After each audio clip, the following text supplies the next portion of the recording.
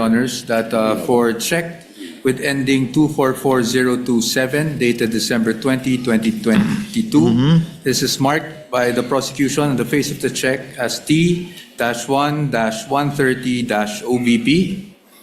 On the dorsal portion, it is D-1-130-OVP-1.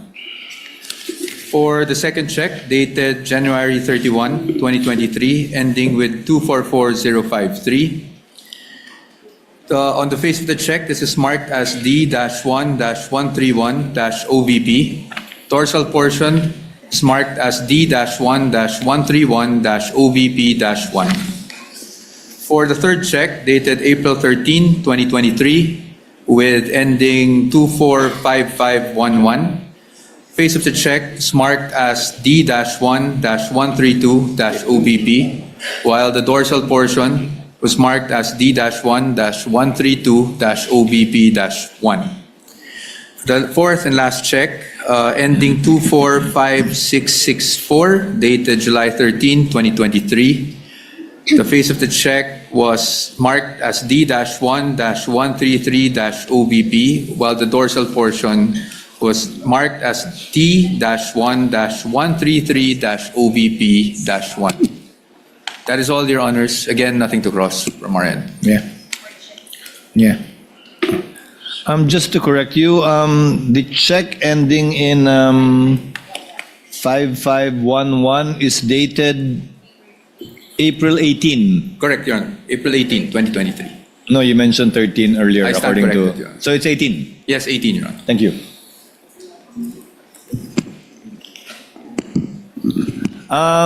Given that there is no cross and therefore no redirect, we now proceed to allow the senator judges for their interventions in the order that they signify their intent to ask questions and make interventions.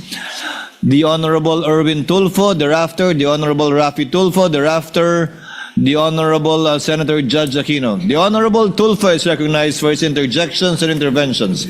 You have 2 minutes, sir. Thank you, Mr. Presiding Officer. Ms. Witness, Ms. Constantino,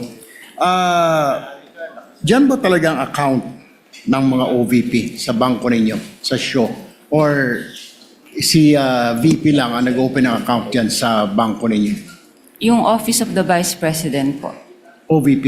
Opo. So, hindi lahat dyan may account ang OVP? Wala na po akong alam. Okay. Kaya nga po, tanong ko natin, si dating VP Robredo po ba nagbukas din ng account dyan? Actually po, na-transfer lang po sa amin ang MDS account po ng Office of the Vice President noong pong September 2022 nung lumipat po sila ng kanilang office address sa Pioneer, Mandaluyong. Okay. Normal po ba na ganito kalaki ang wini-withdraw ng isang government agency? Is this normal? Nakakita ka na ba nito ng other government agencies na ganito kalaki ang withdrawal? Wala po, unusual po ito. Unusual yung withdrawal. So therefore, kung unusual, Madam Witness, hindi mo kayo nagtanong man lang, para saan po ba kayo ito? Kasi alam ko sa bangko po, nagtatanong. Ako po, nagbabangko ko sa privado. Natatanong po yung staff ko, para saan ba gagamitin ni Sir ito, ni Sir? Hindi na ba ninyo tinatanong? Kasi po may advice naman po siya. So, kumbaga dumaan naman po ito sa proseso nila. Kaya, I don't think po na Pero magtanong pa kami. what is the SOP? Ano pong standard operating procedure pag may mga malalaking withdrawal? Or exempted pag mga government agency, lalo po't mga matataas na ahensya ng pamahalaan? Wala na pong exemption. Kaya lang po itong sa particular na transaction po ng OVP, bali meron naman po kasi silang forward advice po sa branch. Okay. Alam niyo po ba na ito ay for intelligence fund, yung wini-withdraw? Hindi po. Hindi niyo po alam na Intel fund ito. Opo. Pero nagduda po kayo sa ganitong kalaking halaga. Is that correct? Sa personal opinion namin sa bangko, parang syempre po, saan kaya gagamitin po yung yung cash na to? So, pero hindi naman po namin tinanong na. Kasi may advice naman po siya. Okay, panghuli na lamang po, Madam Witness. May other agencies pa ba na may account sa inyo? Marami naman pong mga government agencies po sa Sa Land branch Bank ninyo? show. Mhm. Okay. Pero walang mga ganito kalalaking withdrawal?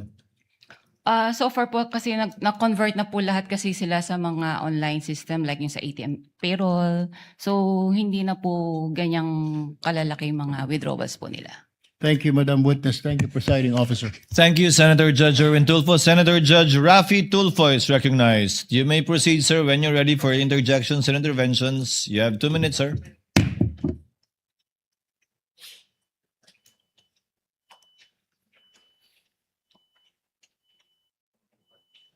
Madam Witness, magandang umaga po. Magandang umaga rin po. Hindi masyado klaro sa amin yung sinabi mong mga bag ang pinaglagyan nitong 125 million. Anong klaseng bag muli? Sa pagkakaalala ko po, ito po isang mahabang bag na Mahaba. parang dinescribe ko nga po as Duffel like bag? Gym bag? gym bag po. Iba po kasi Gym yung bag. duffel bag sa bangko. So gym bag ano kalaking? Isang Mahaba lipa? Okay. Ayon sa BSP, ang 1 million approximately 1 kilo. So that's 125 million. So si Gina lamang ang nagbitbit ng 125 kilos palabas ng bangko? Ang alam ko pong assistance po na naalala ko po ay nag-provide po kami ng trolley. Ng trolley. At Opo. mag-isa lang si Gina. May kasama po sila eh. Hindi ko lang po ma-recall. So ilang duffel bag po ulit? Mga 3 to 4 bags po. I mean, so 3 to 4. Bags. Yung sa 125 Gym bags. million. Gym bags. Dapat sigurado. 3, 4, 5, 6, 7, 8, 10. Kasi kung 125 million at 3 gym bag, yung gym bag, ano lang kalaki yun. Mukha hindi mahaba. Opo. Kakasya ba dyan 125 kilos? 31 million per. Baka nagkakamali kayo. Mga 3 to 4 bags nga po. Dapat precise po kayo. Dapat ginadjust daw nyo yan bago paglabas. 3 bags ang lumabas, ang pinaglagyan. Hindi na po namin yan, po. Okay, sige. Pero dapat, you should be approximate, precise kasi we're talking of impeachment of the Vice President dito. Hindi dapat yung parang kalkulasyon lamang. As much as possible. Opo, mga gano'n, 4 bags. Okay. 4 bags. Now, wala bang, kasi alam ko, pag ganun kalaki amount, kuminsan yung bangko nag-offer doon sa depositor na i-deliver yung pera sa lugar na gusto nilang pupuntahan ng perang yon through the what we call armored car or armored vehicle. Hindi kayo nag-provide na ganoon? Hindi po. Wala po kasi kaming memorandum of agreement regarding po sa services, cash services po, or cash delivery. So hindi nag-request yung OVP ng cash delivery through armored vehicle papunta doon sa back Wala to their po, office? Okay. Curious lang ako, sino itong, meron pa isang pangalan na kapirma sa baba ng cheque, itong Rosaline L. Sanchez, sa pagkakalam mo. Kasi di ba sa baba, nakalagay Rosaline Sanchez and then Lemuel Ortonio, signatory doon sa pag-release ng cheque. Who are they? Authorized signatory po. Isa po siya sa authorized signatories po ng Office of the Vice President. Si Rosaline Sanchez, sino po ito?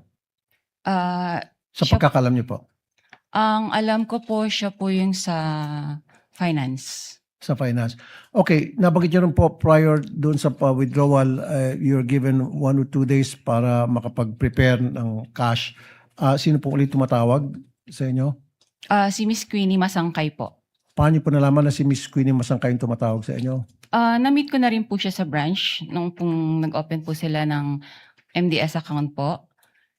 Okay.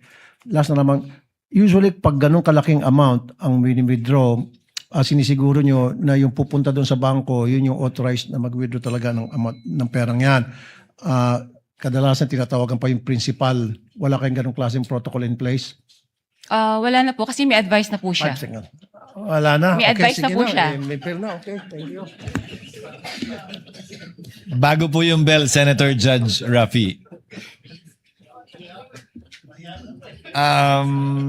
Next To be recognized for his interjections would be Senator Bam Aquino. You have 2 minutes, sir. Maraming You may salamat, proceed when you're ready. Presiding Officer. Miss Violeta, magandang umaga. Magandang umaga din po. Kaklaruin ko lang po, yung cheque ay mula po kanino? Mula po Itong- sa Office of the Vice President. Hindi po, dyan po napunta yung pondo, no? But kanino po, anong account galing po yung